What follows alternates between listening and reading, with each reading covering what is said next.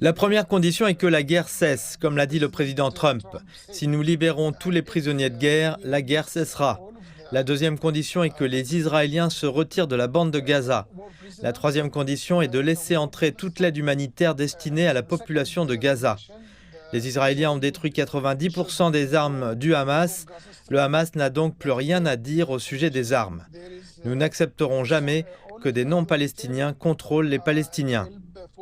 Le bureau du Premier ministre israélien a déclaré que le pays se préparait à mettre en œuvre immédiatement la première phase du plan visant à libérer sans délai tous les otages.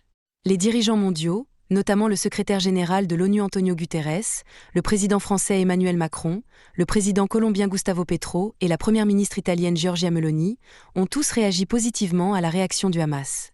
L'annonce du Hamas est intervenue quelques heures après que Donald Trump a donné au Hamas jusqu'à dimanche pour accepter le plan de paix, sous peine de subir un « enfer » selon ses termes.